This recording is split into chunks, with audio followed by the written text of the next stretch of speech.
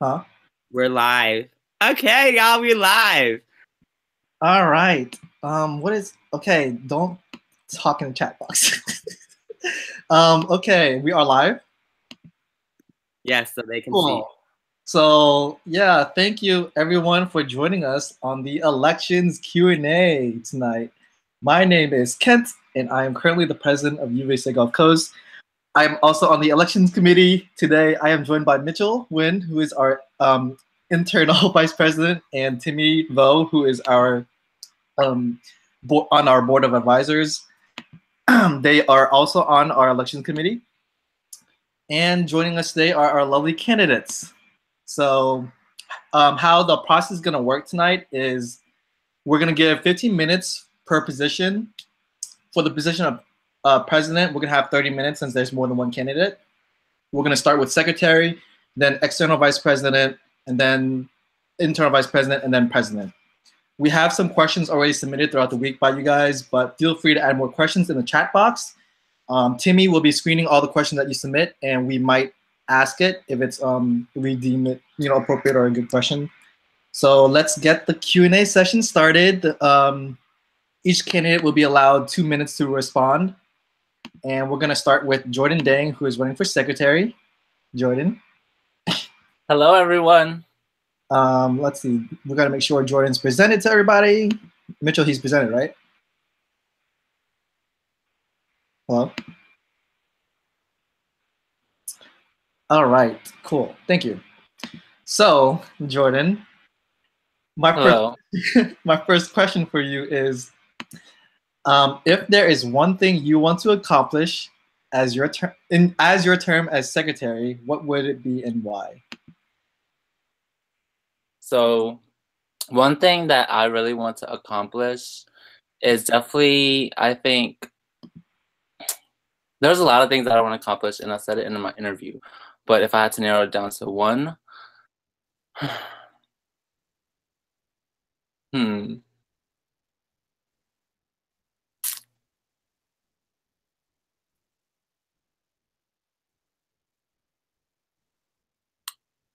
it's hard because there is a lot.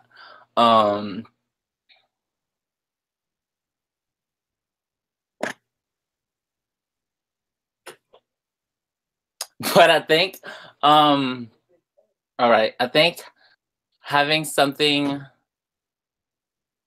held in Mississippi or Alabama would definitely be one of my biggest accomplishments, because I feel like I said we do have a lot of events that are held in Louisiana, in New Orleans. So being able to have a GC regional event that is very successful, whether it be date auction or GC summit in Mississippi or Alabama, it would be really nice to be able to travel over there and to do something different that hasn't been done before. So I think doing that would definitely be a mark, and it will hopefully get the ball rolling in order to like do it again. So if we like do Mississippi one year, then hopefully we can like maybe do Alabama the next, and just have like a rotating schedule kind of. So figuring out the start to that, I think, would be very successful, because I really want to do something in Mississippi or Alabama as a region. Thank you, Jordan. My question for you is, what do you plan to do differently as secretary compared to previous secretaries for UVSA Gulf Coast? What I plan on doing differently, from what I've seen, I feel like there's a lot of communication that can be done within the e-board and the member schools. So with that, I wanted to create a newsletter, and updating that newsletter every month and sending it out to each regional school to update them on the events that are happening within each VSA, and to just have like testimonials and stories between members, because I feel like having a documentary on everything we've done throughout my term, I feel it would be very beneficial, and to have something to look back on would be very nice. Instead of having to look back and forth between everything would be in a newsletter format, and it would just be something to recognize all the member schools and having being able to see their accomplishments throughout the year in a newsletter. So I really want to be able to record that and have that show through. Thank you, Jordan. You're welcome. Thank you.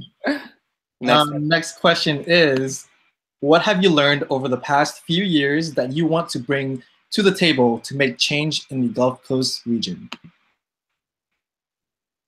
What have I learned?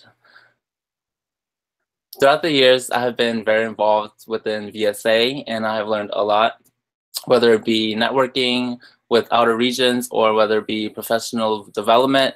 All of these aspects are very useful that we can bring back to my region, and being able to actually put all my thoughts together is one thing that I want to be able to do and really figure out key points that I can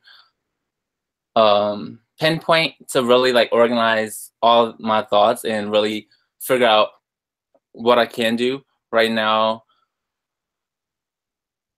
Being able to give back and to really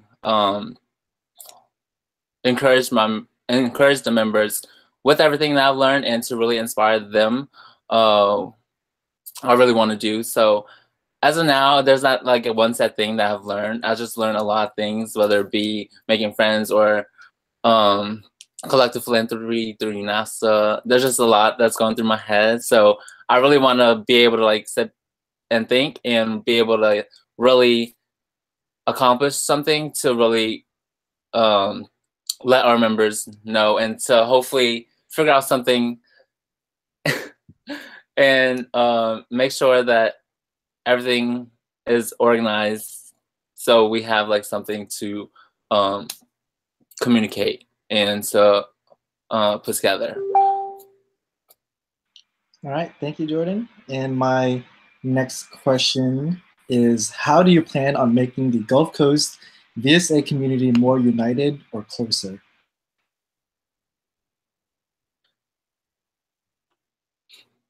Making the VSA community within our region, I definitely would like to be that support for all of our members within our region.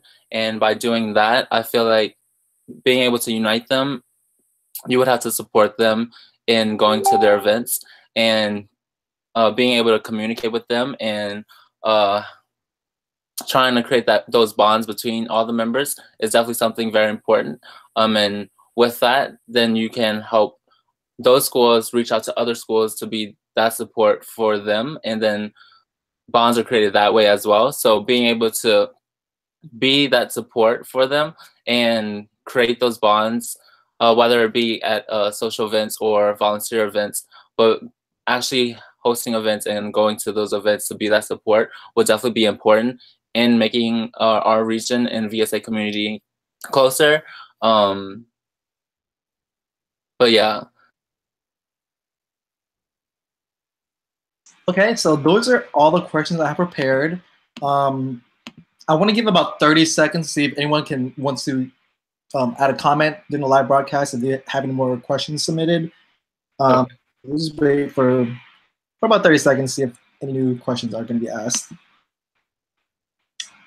Mitchell, you can keep the timer.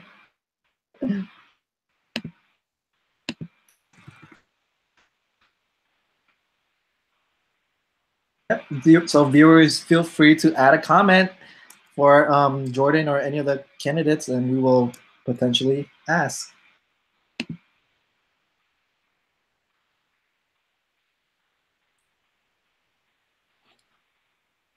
All right. So it looks like there are no more questions. Jordan, do you have any closing remarks to all the viewers from our region right now? Closing remarks. All right. Definitely, if y'all didn't get a chance, I would recommend y'all watching the interview. I did say a lot during the interview, so I just really want y'all to know that I really want to be secretary, and I really feel like I'm up for the challenge, and whatever I can do in my best interest to make not only my term as secretary the best it can be, but I would like to be able to do stuff more within our region as well, and hopefully build strong connections within each school and e-board and the members, whether it be having, I'll just do whatever it takes. I'll just let you know that. So I think I'll just close with that. And if y'all ever need anything, don't be afraid to reach out to me. I'm always willing to talk and be that support for you. So yeah, thank you so much for hopping on tonight and listening to my Q&A. I hope y'all have a great night and catch y'all on the flip side. Okay, thank you, Jordan. So next, we're going to be moving on to the external vice president position.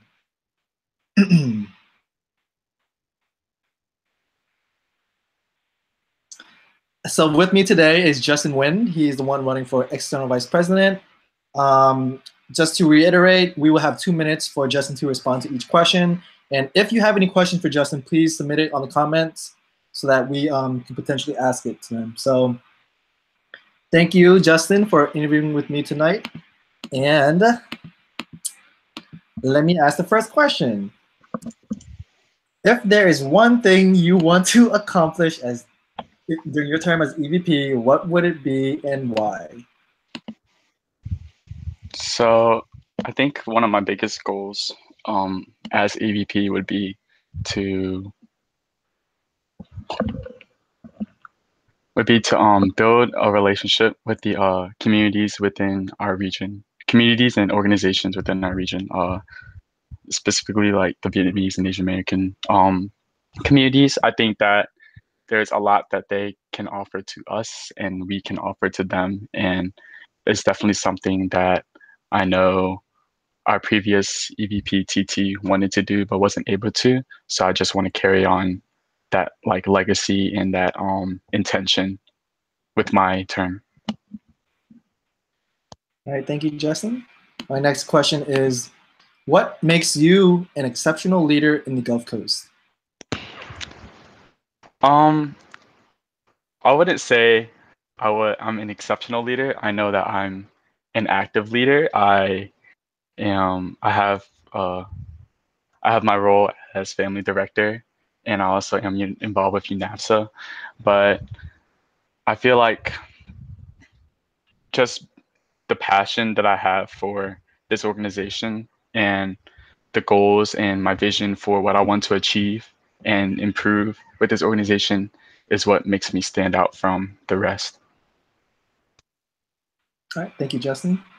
My next question is, how do you plan to communicate with the e-boards of other regions to come up with events? What kind of events would you consider planning? So how would I plan? First, I know definitely forming that communication. So first, I would kind of establish a formal communication through email, and then hopefully move that on to something more personal like texting or messenger, and then just be able to establish quick and easy flow of communication through that. And then for my events, I think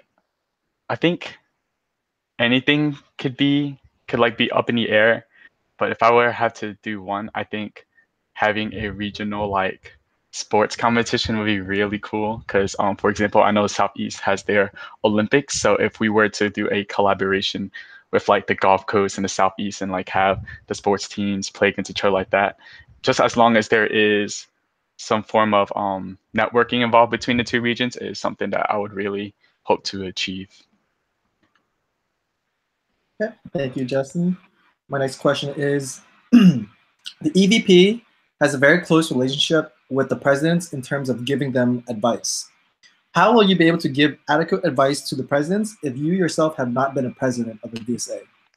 Yeah, so of course I don't have any experience as being a president, but however, I think that I can give a different perspective to the position because there isn't one way to run an organization because there are different personalities different personalities for the person as president, but also with their e-board, the different personalities in there. There's always a unique dynamic with each year and each term for each e-board.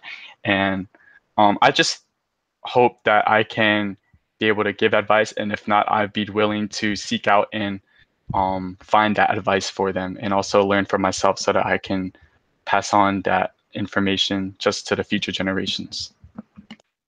Thank you, Justin. So I know, oh, this is the person who's asking the question. I know cores in the past go to every VSA within the region and present to each VSA what UNAFSA conference is to the general members.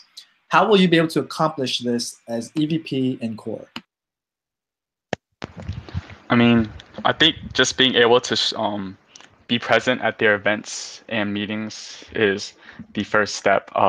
Whether or not to do a presentation, honestly, general meetings can become very boring and long.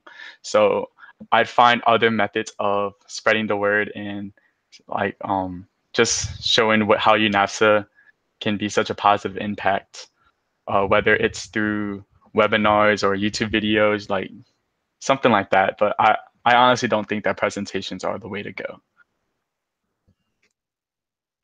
Okay. What are your goals for alumni involvement?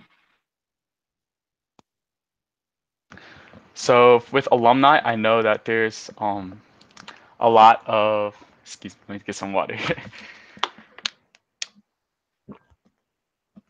So I know that they have a lot of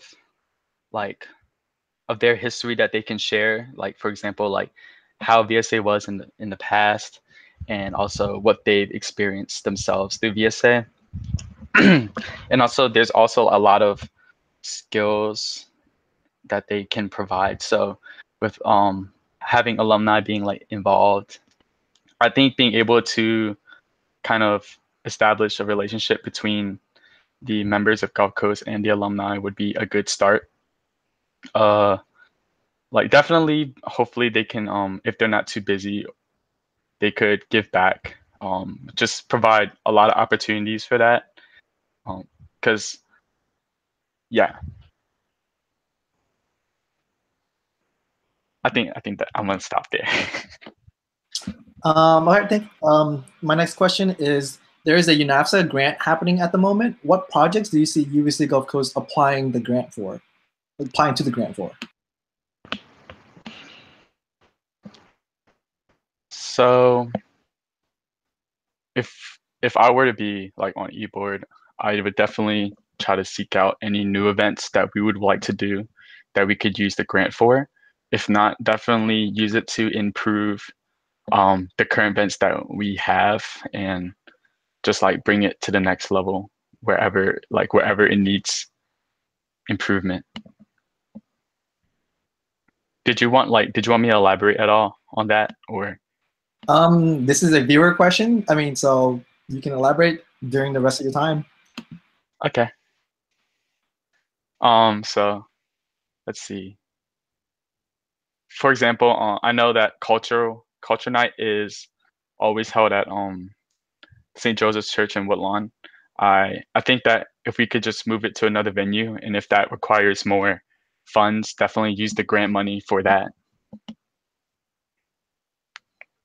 Right. So we actually have some viewer questions.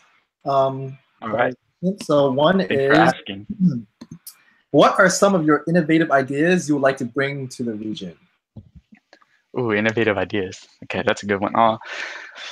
Let's see. Off the top of my head, I definitely like the first thing that comes up to my head is definitely getting more volunteer work out there.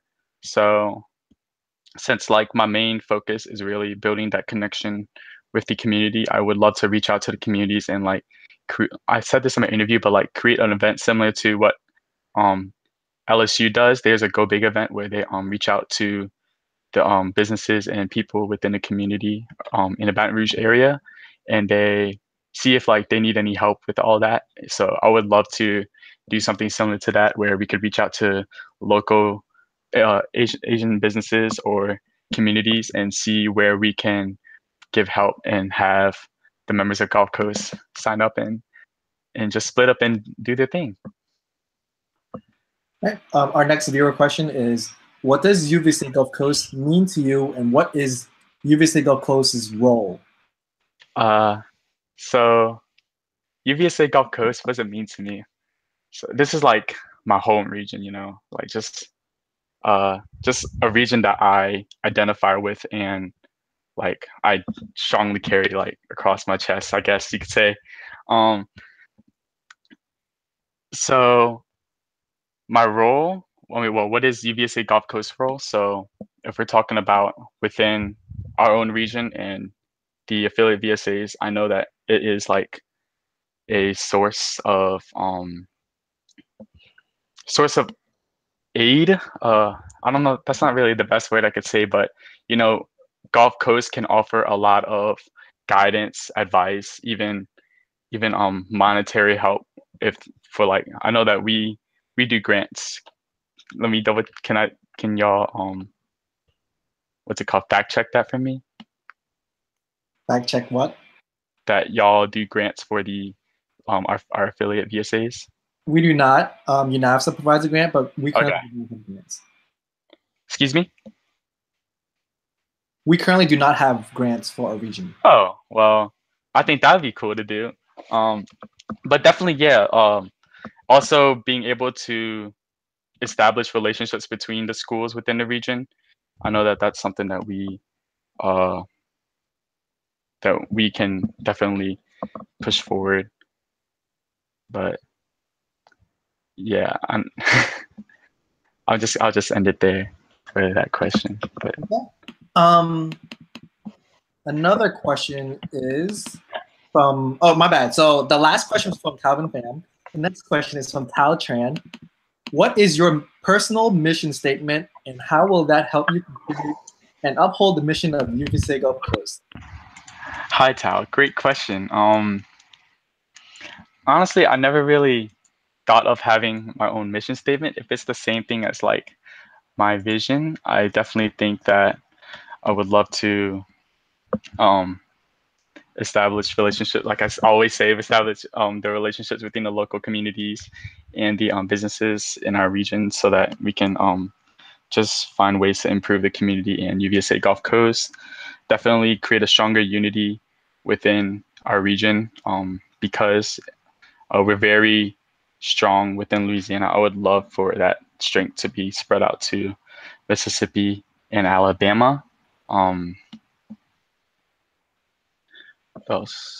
Definitely just keep improving the region, just with the help of the e-board, you know, improving upon current events and also just bringing at least one more that would definitely be awesome.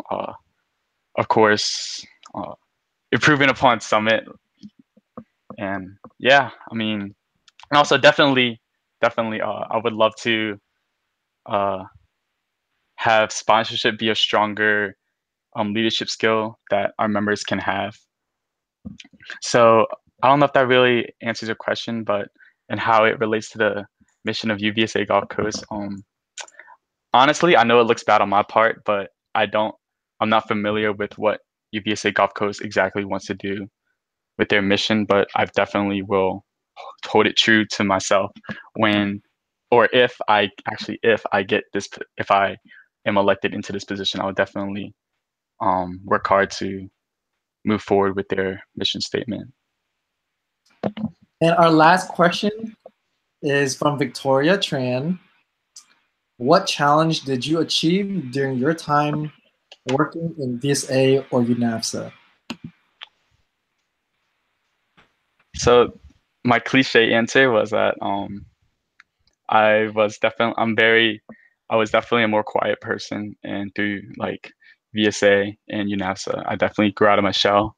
But another thing that I learned was like definitely being open-minded and being and like building trust with people, because that's something that I do have problems with. So I'm really thankful for the fact that I'm able to trust people to do great work, and just being open to what everyone has to say and their opinions, because perspective is very important to me, because there isn't one way to do anything. So, and there's always another side to like a story per se. So those are like what I think are what I've learned through my experience with VSA, UVSA, and UNAFSA. Thank you, Justin. Do you have any closing remarks? Yeah, so I know that I don't really have a lot of leadership experience as others do, and I know that my personality may be kind of a cause for concern to others, but I hope that y'all can see through all that with my passion and the and like my vision for this region.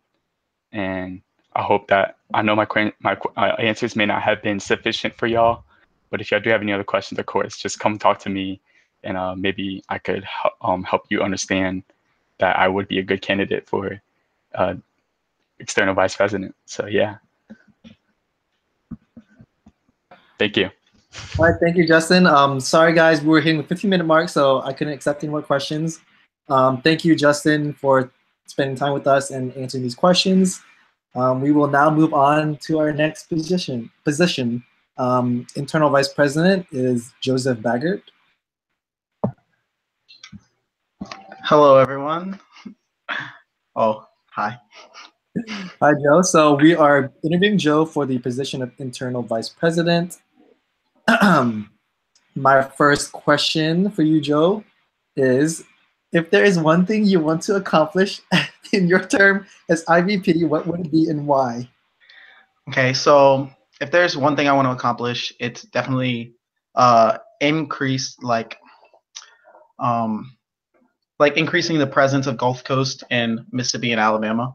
I feel like that's something we started last year with the inclusion of them in date auction.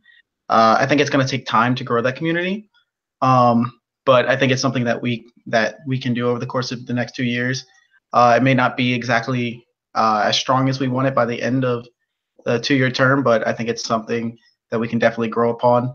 I think the best ways to do that are reaching out to the schools in Alabama and Mississippi, lending our resources to them, keeping that communication flow constant, possibly introducing new schools to GC. I think increasing our school count presence in like the Alabama area would help like make schools feel like a part of the region, because I think the biggest thing about Louisiana schools is that they're so close together. So it's harder for schools that are farther away to feel a part of the region. So I think if we were able to introduce newer schools to the region that are closer to them geographically, I think that could definitely grow the community there. So yeah. All right, thank you, Joe. My next question is, what are ways you can improve VSAs that are struggling, and how do you plan on fixing this while also bringing in more VSAs?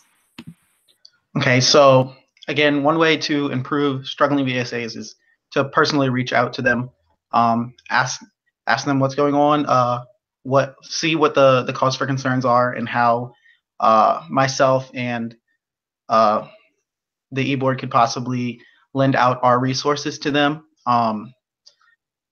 Reach out to, if there's a issue with communication, reach out to alumni, see if there's something that we can do to improve our communication with them, just things like that. Aside from that, again, increasing the communication flow between schools that are further out, adding the new schools, like I said, I think could help make those schools like their bond increase, I guess. So it would, I don't know, it would kind of push them to excel in what they are trying to accomplish. So yeah, I think adding schools and allocating our personal resources to struggling schools would be the best way to help them. All right, so our next question is from a viewer. Kim Lam asks, how do you expect to lead ICCs who may be new to leadership or have conflicting leadership? Conflicting leadership. Okay. I think the best way to lead ICCs is lead by example. Create, like, I guess, a strong presence in the beginning. Let them know what their roles are, what it is we're trying to accomplish. I think the biggest thing is clarity. being very open with my personal vision, asking them what their personal visions are for not only GC, but their own VSAs as well. So having a constant stream of communication flow between myself and them would be a major key in accomplishing what it is we need to accomplish. All right, our next viewer question is from Calvin Pham. You want to introduce new schools, however, from experience, shows that a lack of interest can quickly disband a VSA. How will you make sure that not only new schools receive the proper resources, but also that proper attention to keep growing, but also current schools? Hold on, let me rephrase that. It sounds like it's a run-on sentence. How will you make sure that not only new schools receive proper resources, but that they also receive proper attention to keep growing? Okay, so I think first of all, I think we'd have to get those schools to want to join. So I guess just it would have to start small, inviting them to our events, attending their events, open aspects of like camp to those new schools, invite them to our summits. Eventually they would, if they could join Date Auction, I think that'd be incredible. Adding them to ICCs would increase a role in there. I mean, this isn't something that could be done overnight. It's something that's developed over time. So obviously it's going to be hard work to add schools, but it's definitely something that's possible. So yeah. All right, Joe. So my next question is, what are some ways or examples that you can unify all the VSAs together? How will you create a stronger Gulf Coast community in Alabama and Mississippi? Okay, so I feel like the second half of that question may or may not have been answered already, but I'll start with the first half. Like I said in my interview, I think something that I'd really like to do to increase interaction between schools would be a big event early in the year. It could be like an Olympic event, kind of like Southeast has, or it could be more of a field day event where something like LSU's Amazing Race or Xavier's Gauntlet, something that gets different schools to interact with one another over a long period of time, over a day, like a course of a day, so like a longer event. Just games that require people to communicate with each other. So you meet these new people. It would just increase that flow, especially if it's early in the year. It would get schools interested in wanting to be involved with each other, reaching out to each other. And I think it would get schools excited for Date Auction, which would be following like a month and a half later. All right, thank you, Joe. My next question was submitted earlier in the week. How are you going to avoid being biased when making decisions that affect the VSAs? So I think I always try to avoid bias. I assume this would be biased towards my school, LSU. I guess I would just take myself away from it, take my personal views away from it, and take that step back and look at it from an IVP standpoint. Like if I am elected, I'm now a part of Gulf Coast. I'm not just the school that I come from. So obviously all my decisions would be for the betterment of the region, not for the betterment of the school that I happen to go to. All right. Next question was also submitted earlier this week. As a past e-board member myself, I've always felt that presidents and externals were exclusive and cliquey. What are you planning to do to make sure that everyone feels welcome and not cliquey, regardless of the position they hold? So I guess cliques are just something that kind of occur because people become close to one another. I feel like introducing that new event early in the year and increasing communication between not only just presidents with other presidents or EVPs with other EVPs, but increasing the communication between any e-board members with other schools and increasing the general member communication with one another. I feel like it would help eliminate that strong tie that people have to just their own position, and it would open up whole lines of communications between various different positions. So I think just having open communication all the time, and I guess I guess that's kind of all I have to say about that. Okay, let's see. My next question is from Zui Dang. What new events do you hope to establish with ICCs to increase student activity and student presence within GC as a strong source of justice and culture?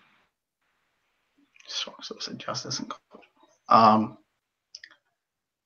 So for new event, I guess it's not very cultural, but it'd be just increasing that communication among different schools would be the Olympic or big event day that I talked about earlier.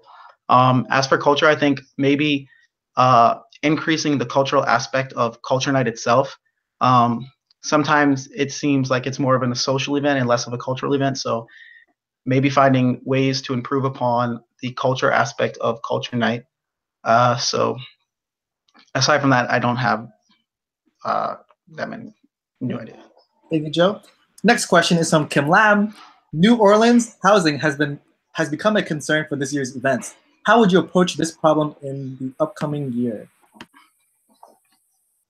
I guess when looking at events, something that's important is always housing. So when establishing where an event is going to be held, I think it's not only important to have the logistics for the actual venue, but also where people will reside. So looking at how many houses will be available, how many people there will be actually willing to take in other people.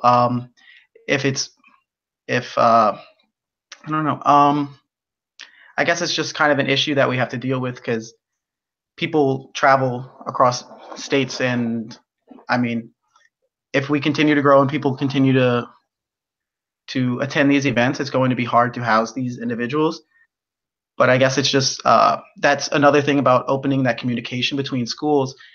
With the increased communication, I think people would be more welcoming to housing these individuals coming from other states because they're no longer strangers to them. They're acquaintances or friends, so they're not as unwilling to house these individuals.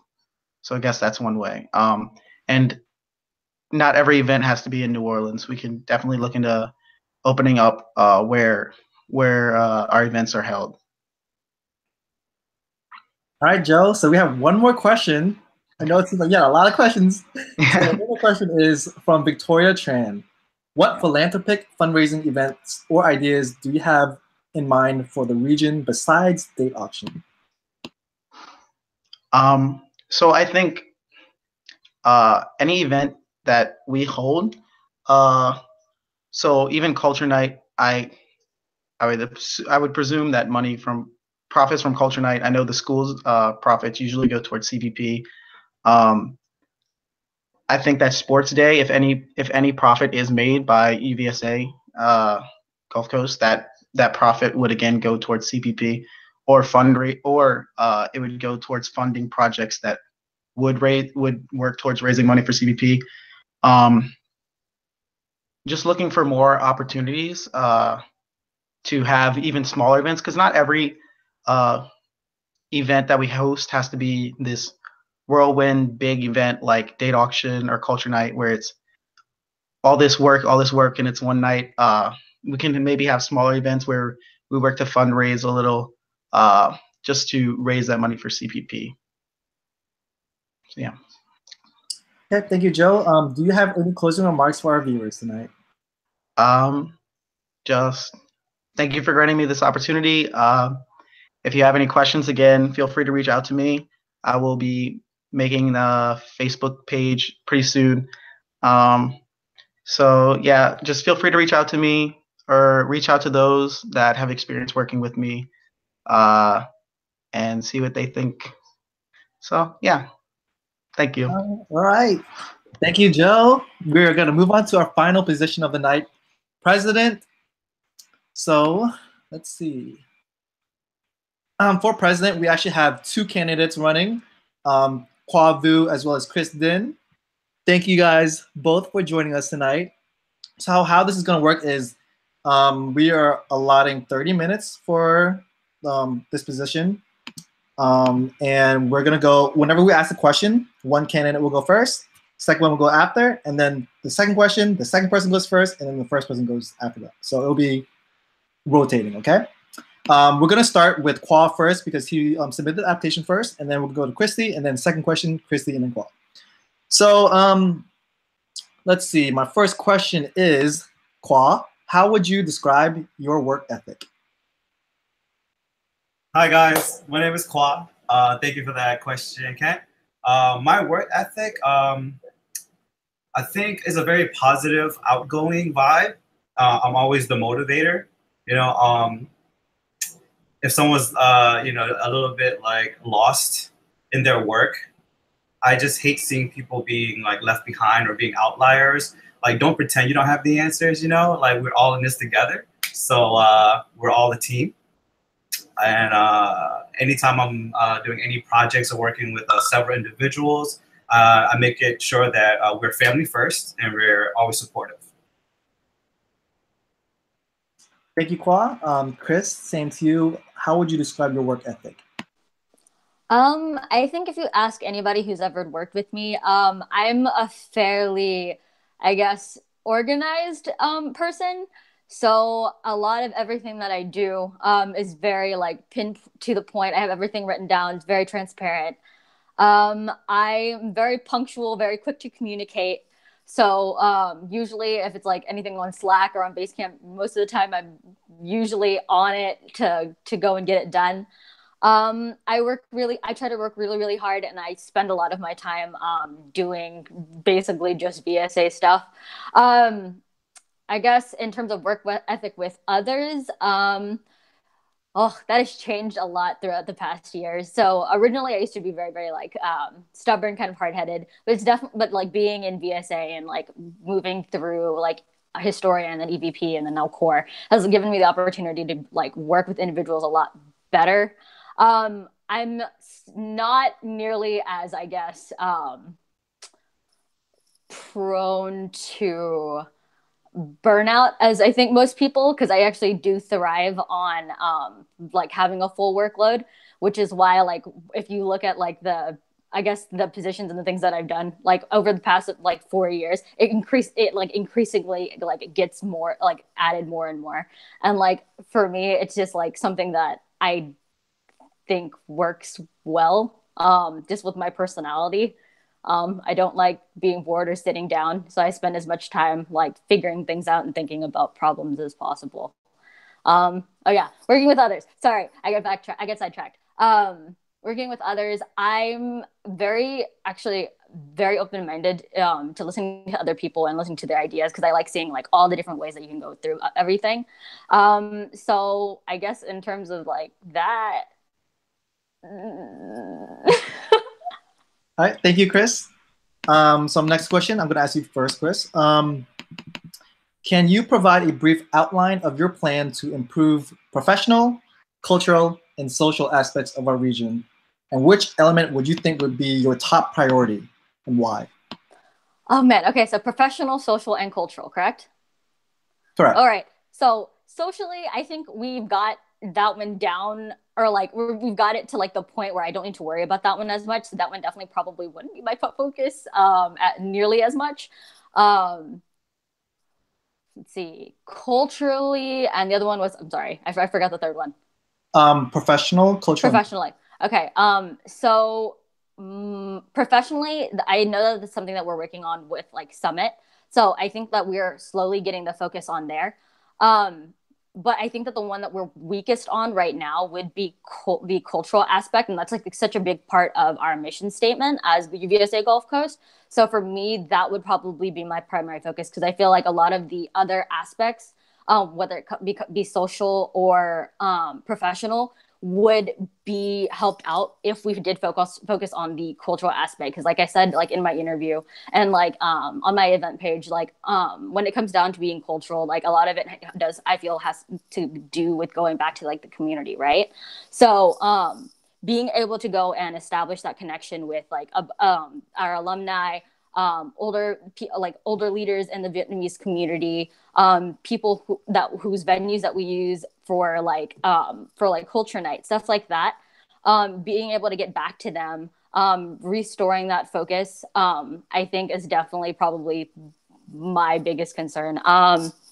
For for building professional networking, one of the things that I actually talked to one of the alumni about is being able to create like a type of like separate job fair, possibly like outside of Summit, because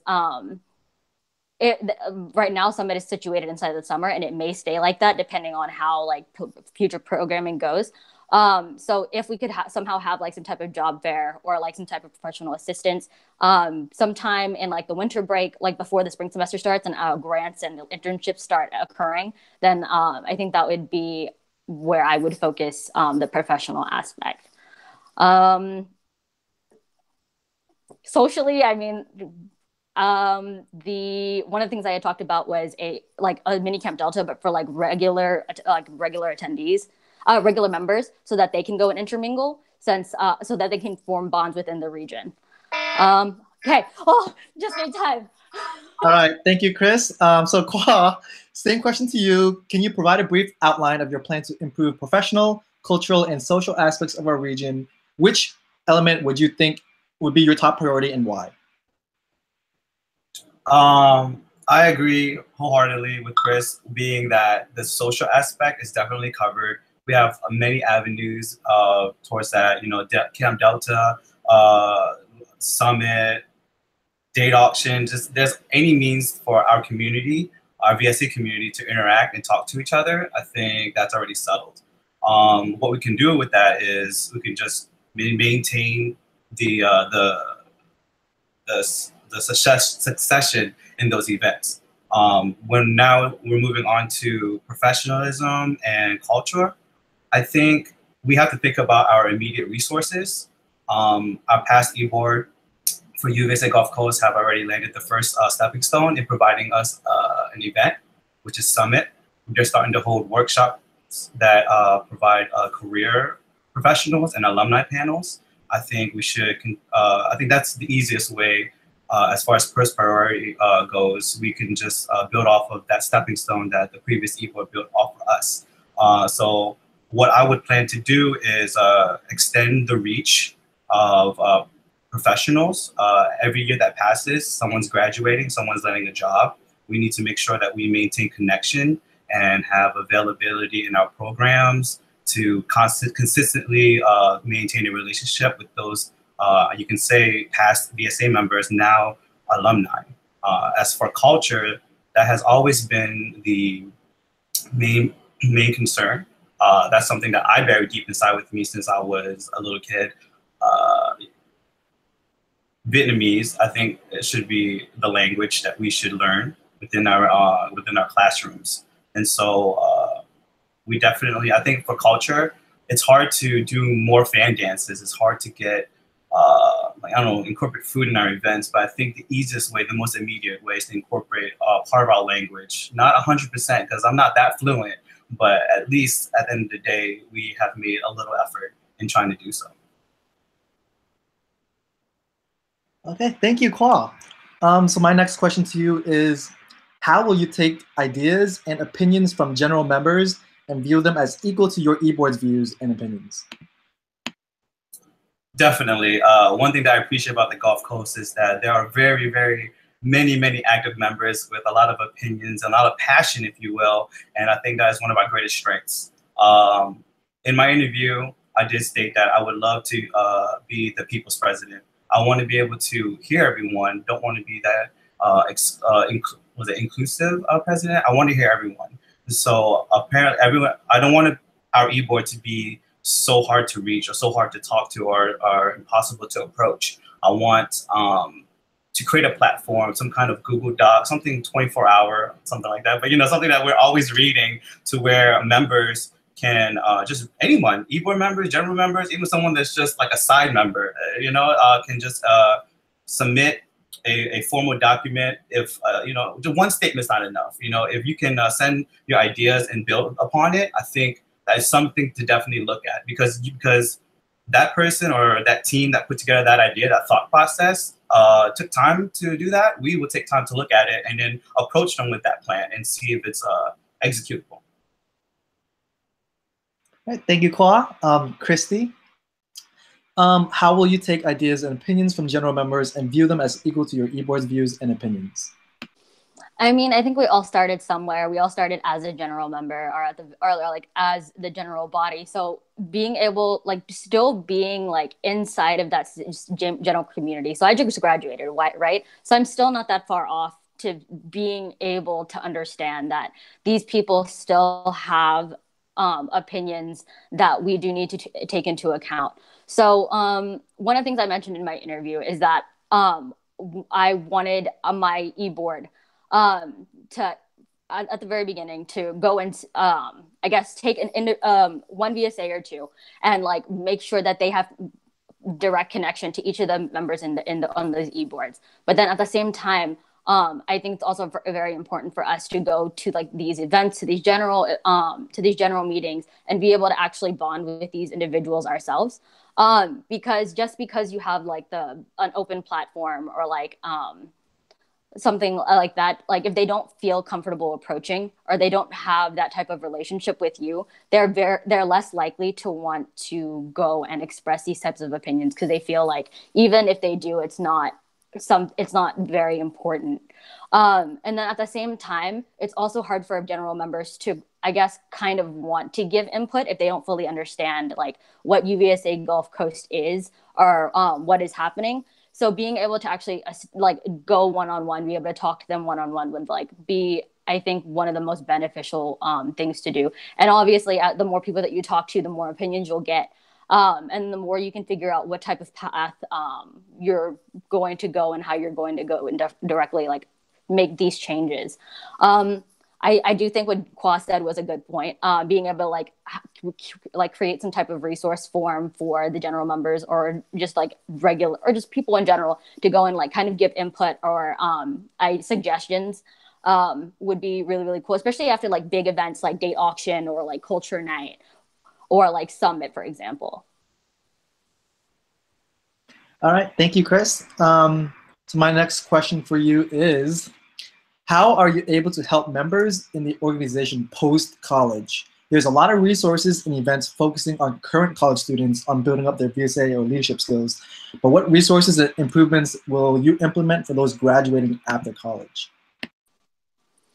I think this comes back to being able to work on the alumni directory.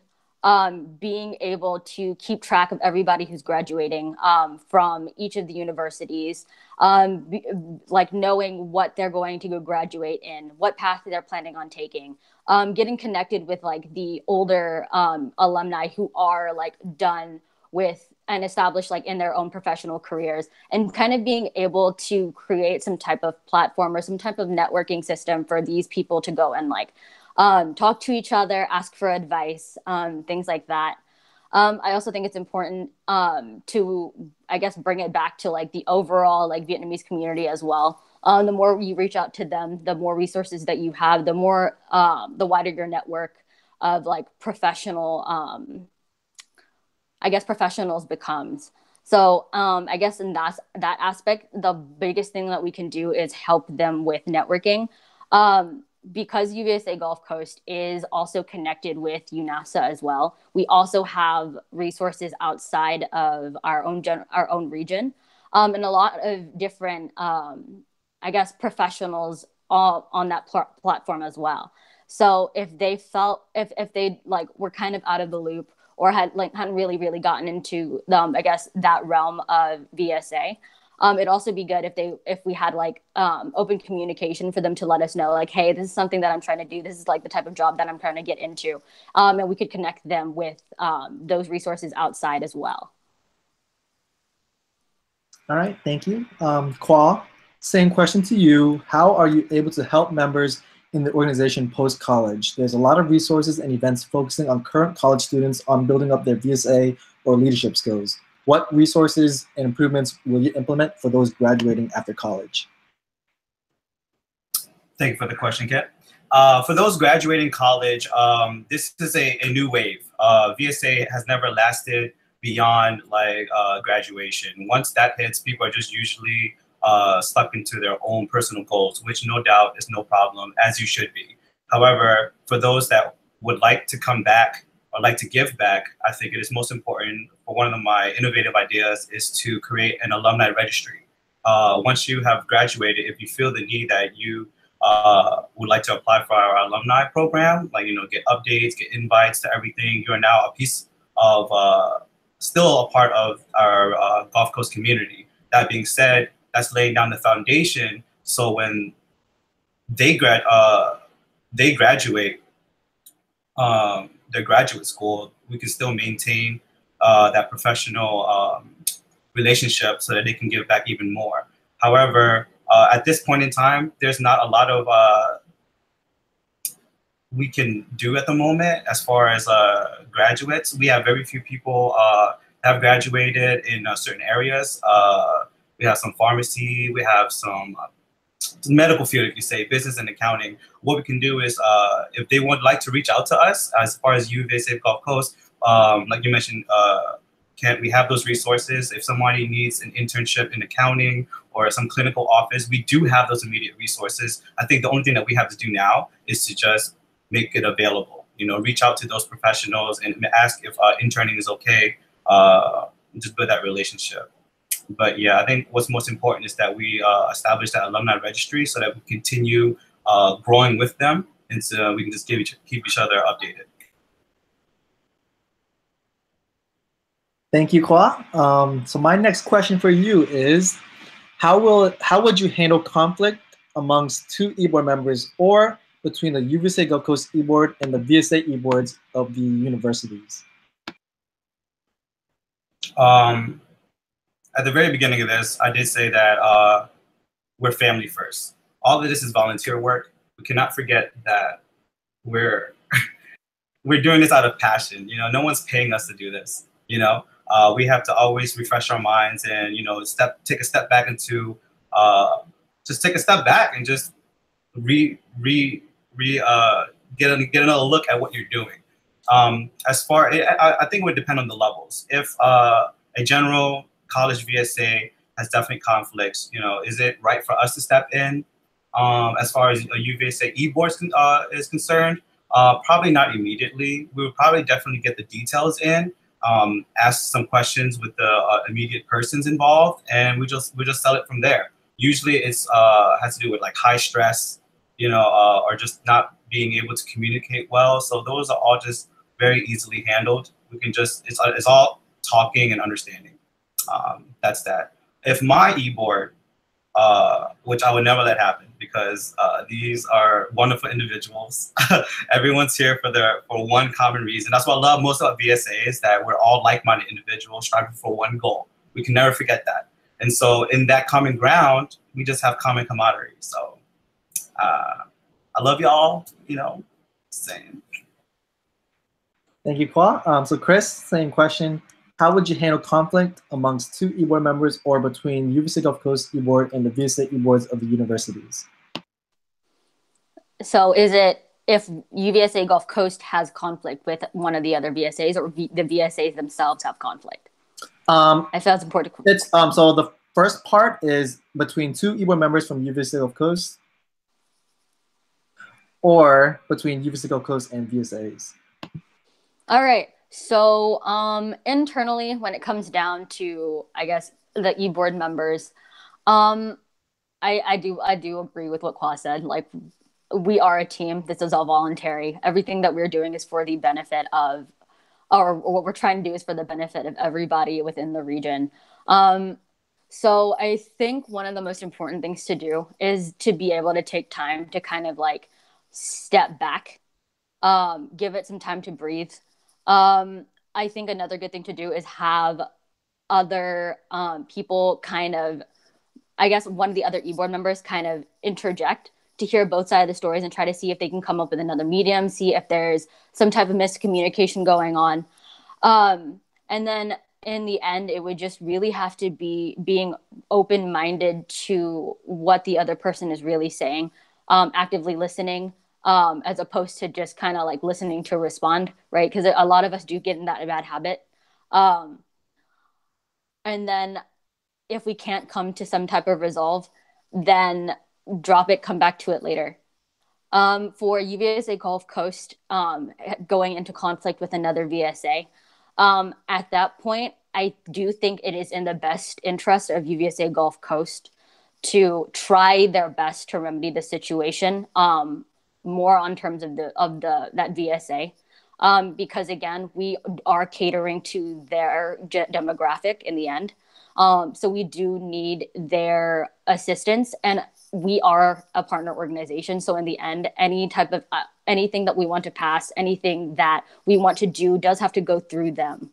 I think that's important to, I guess, be able to reiterate to ourselves sometimes, because I know we do feel like sometimes UVSA Gulf Coast seems to be a higher entity, but in reality, we need to establish that relationship that no, we are equals, and that is that. All right, thank you, Chris. So my next question is from Daniel Lugo. UVSA Gulf Coast has had a financial responsibility when it comes to funding our regional events. Aside from sponsorships, what would be the best ways to fund these events? All right, that's me. Oh man, the financial aspect has been like the most like time-consuming like topic that for me these past few weeks, because most of what we do is sponsorship. I do remember Qual saying in his interview about membership fees, and for me that is like it's not an idea that I'm opposed to, but at the same time, it's not something that I do want to like impose on our Gulf Coast constituents. So I think a lot of like outside fundraising would have to be like charity nights, give back nights, little service projects like that. Because right now we also are pretty young. We don't have like a very stable like community base for us to go and I guess request money from. So we need to be able to do that first to lay down that type of foundation, as well as like get the 501c3. But I think in terms of financials, I think that's really the most that we can do right now. All right, and Kwa, same question to you. UVSA Gulf Coast has had a financial responsibility when it comes to funding our regional events. Aside from sponsorships, what would be the best ways to fund these events? One of the main reasons why I joined, why I ran as president for this region is to focus on the funding. I've been to a few of these events, and it's just, I've seen, e-board just lashing out their own money. They're, sometimes just providing their own sponsors, and it's just like enough is enough. There has to be some other way. I've talked to another alumni before, like not just about this, just in general. It's just like the events that we hold. There's so much at work here. A lot of people are dedicating their time and services to provide a life-changing, priceless program. So therefore, if an event needs more funding or our region needs more funding, it's all I gotta say is my advice to you, as everyone, is to know your worth. If you're providing an all life-changing experience, you gotta provide the right price. Not everyone can afford it, but at the same time, it's like if they're really reaching for it, they'll work something out. We have scholarships all the time. Alumni are more than happy to try to cover anybody's costs that is willing to go, such as like Camp Delta or even summit coverage. But as far as general funding, UVSA e-board over the Gulf Coast also needs funding to provide for events such as staff retreat or like, was it President's Retreat, stuff like that. Like that all has to come from somewhere. And by right now, the only means that we have any kind of revenue is from data auction entry fees. That is not enough. Now, I did mention in my earlier interview that I want to try to implement membership fees. It's nothing too big, more like $5 per VSA. That's 10 VSAs in our region, so that's only $50. And it's not going to get anywhere, but it is a start. And then you'll start to understand how it will alleviate and help some of the costs of running the region. All right, thank you, Kwa. So my next question is, what are the steps you will take to ensure that the organization will have 501c3 status? My first thing that I would do if I were to win this election is just to look it up. Me and my e-board members are just going to be dedicated to that task. What I do want to note is that given the experience from our sister regions, they both have 501c3, but no grants are coming out yet. So I believe we have to build a relationship with the state government. So that being said, even if you know, by the end of my first term, we have 501c3, it's not we're not, you know, coming up in Lamborghinis and stuff like that. But we do have to. It's just the first step, so that the next term of UVSA e-board members have something else to build off of, especially a relationship with the state.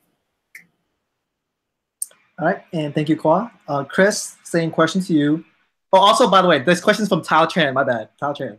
So this question is, how will you address the issue of, oh no, my bad. Let me repeat this question. What are the steps you will take to ensure that the organization will have 501c3 status? Okay, so obviously that's just something that we have to get started as soon as we get elected in. So that would probably be something we'd focus on, is like primarily during the summer months, since that is the time where we have, like, I think the least amount of responsibilities. But at the same time, I have also, during Northwest Summit, I think it was Northwest Summit, or maybe it was Apex, maybe Apex. I was actually talking to Fook, who is the UNAFSA treasurer as well as the president of the Southeast, and he has actually had ample experience doing or applying for a 501c3, and he actually said that when we wanted to do it, to go and reach out to him to go and he can help us establish that. So I would probably reach out to Fook. All right, thank you, Chris. So my next question is from Tao Tran. How will you address the issue of professionalism within your members representing Gulf Coast at events within and outside the region, if this issue does arise? Alrighty. So our hope is that the individuals who do go outside of the region, I guess before we leave or like during the trip, is to establish the fact that they are the faces of our region at that point, whether they be general members, whether they be e-board members, whether they be cabinet members. Like, it is important for them to know that whatever they do will be reflected on us, on the rest of their friends, on the rest of like their VSAs. Because I think that's really the only thing you can do, I guess, before, is to try to get them to understand that this is a very important thing for them to take note of. Or we may not get invited back, or they may not get invited back. If it were to happen during the event, or it was something that they thought was okay and didn't, I guess, realize that could be seen negatively, the best thing to do would be to pull them over to the side, to reiterate that again, explain to them how their actions could be seen negatively or affecting the people around them. And hopefully that would get them to understand, I guess, the impact that their actions have on, I guess, the rest of us, the rest of our constituents and our region as a whole.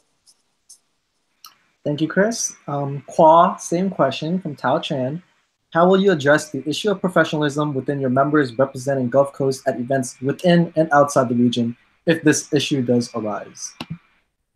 All right. It's important to note that even though our region is strong and prideful, that we don't have a lot of experience in, let's say, suit and tie wear. That's why it is such a blessing that we have this summit to give the opportunity to present, you know, like GCAs, or just being with each other in a very professional environment. I love Camp Delta. You know, it gives you that raw factor of just you and your personality. But when it comes to events like the NASA conference or just going to any other regions conferences, we need to hold ourselves to a higher standard.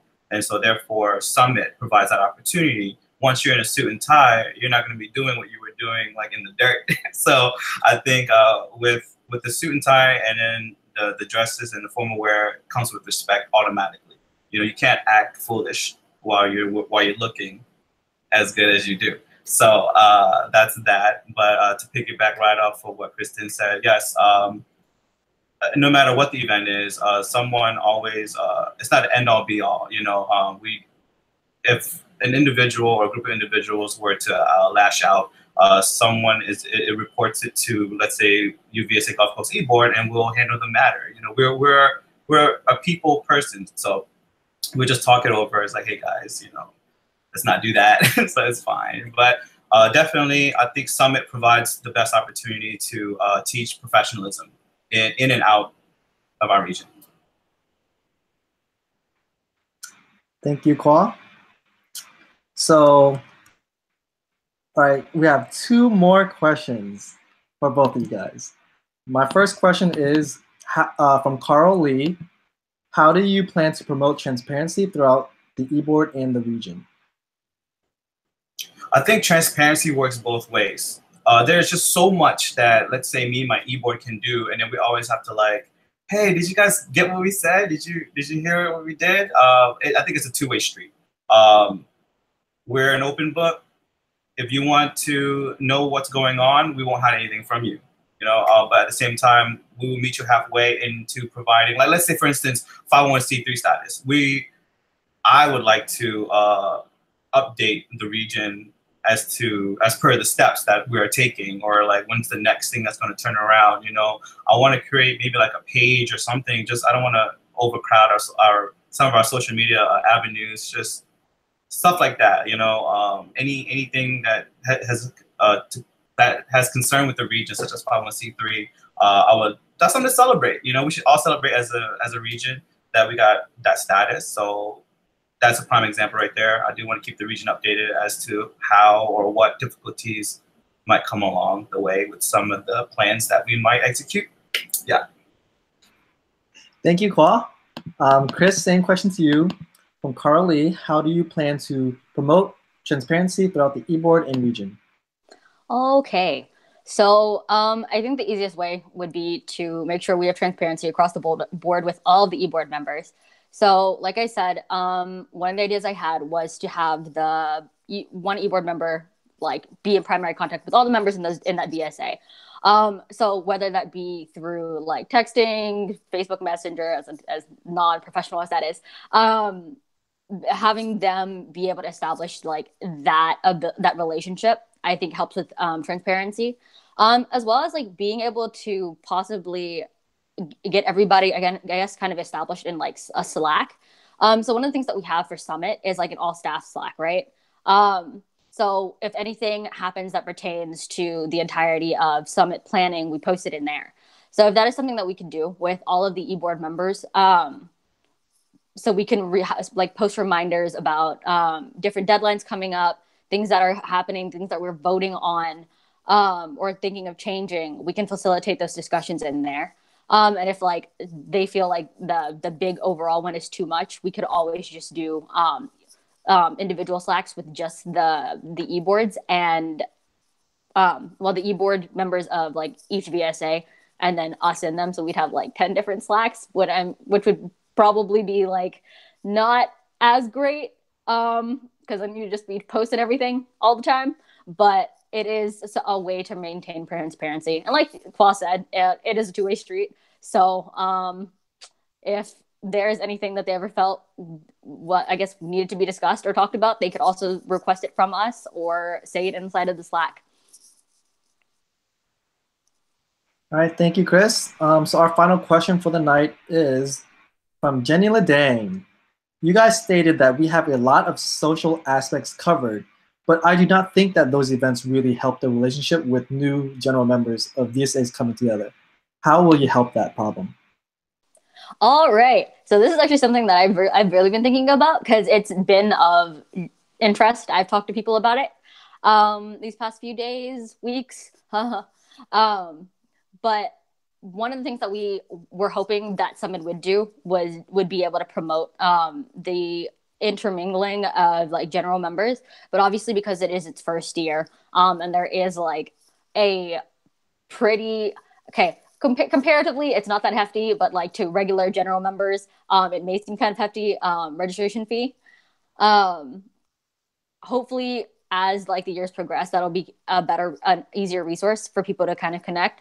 But I think something interesting that's something that would be interesting to do is instead of like ICC planning like a culture night, they could go and plan like a mini Camp Delta, have it like one day, and choose like 10 to 15 of their general members to go and attend, and kind of implement it to where all of those people that are attending get mixed and sorted into other families.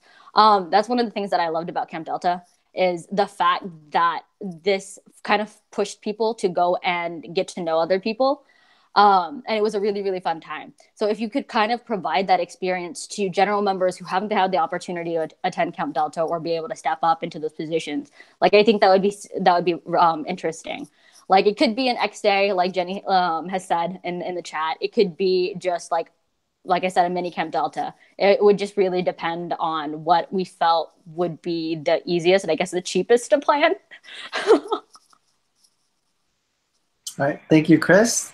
Kwa, same question to you. Jenny Ledang asks, you guys stated that we have a lot of social aspects covered, but I do not think that those events really help the relationship with new general members of VSAs coming together. How will you help that problem? That's a really good question, Jenny. I've been asking myself that for years, and I think I got the answer. The first thing is you can't force VSA on anybody. We can only provide the opportunities and the events, and I think as a region and everyone that's involved have been doing a great job thus far planning these events, doing their best to provide an experience. Now, it's all up to them. I think the first thing is that the immediate e-board members, it's how you guys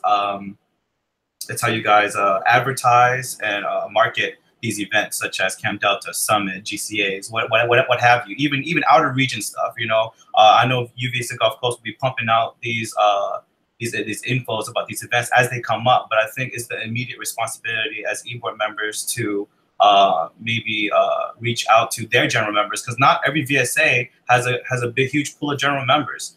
You have like LSU with sometimes 30 or 40, then you have Xavier and Loyola with only 10. So it's just, you know, you do what you can. The opportunities are there. Lead your general members. And then the one thing I learned about VSA is you have to give it a chance. It just won't be paved out for you. You have to give it a chance. And if it's not for you, it's not for you. And I think that's what we have to understand. Just because someone's not having a good time doesn't mean everyone's not having a good time. So I think that's that. Thank you, Kwa. So that wraps up our Q&A. I'm going to let you guys both do closing remarks. So Kwa, you can go first. Any closing remarks for your constituents? Yeah. I want to thank everyone, the election committee, UVSA e-board, especially the viewers, general members, VSA, with everything that you guys are doing for this region. It has not gone unnoticed. You know, just thank you guys for just giving the time to just watching this Q&A. To everyone here that has, you know, announced their candidacy, thank you for stepping up. You know, it might be an old saying, but, you know, step up, step down thing. It's just like we always want to just continue growing with the opportunity. We always need more leaders, you know, just do that, guys. But again, thank you guys for watching this and participating in it. You know, looking forward towards the results. And don't forget to vote. Don't forget to vote. Talk to your e-board members, please. Okay, communicate. Have a little powwow. Do it over some, you know, brunch or whatever. Just everyone vote for something. You know. Thank you. Thank you, Kwa. And then Chris will also provide her closing remarks. Oh man, I think closing remarks are like the things that I am worst at. But like Kwa said, thank all of you. I wanted to thank all of you guys for coming out and watching this. I know sometimes interviews and things like this are not the most interesting things to watch.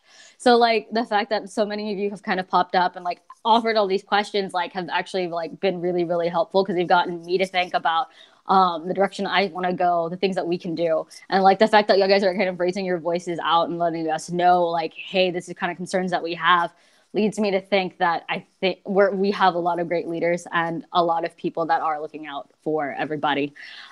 So in terms of that, thanks to you guys for doing that. I guess in terms of me,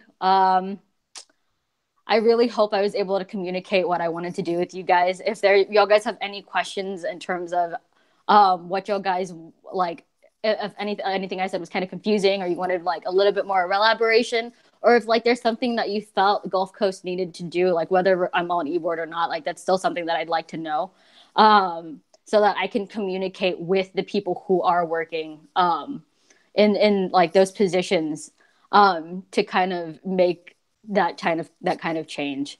So yeah, I will hopefully see y'all guys for the next 2 years. If not, you guys can still bet I will still be involved.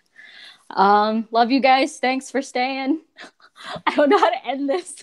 Right, thank you, Chris. So thank you to all our viewers for staying for an hour and a half watching these interviews or this Q&A.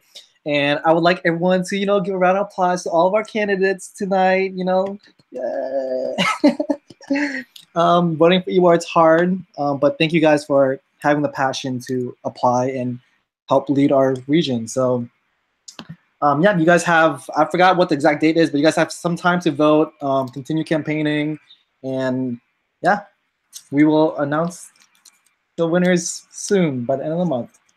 Thank you everyone for attending. We are gonna end the broadcast.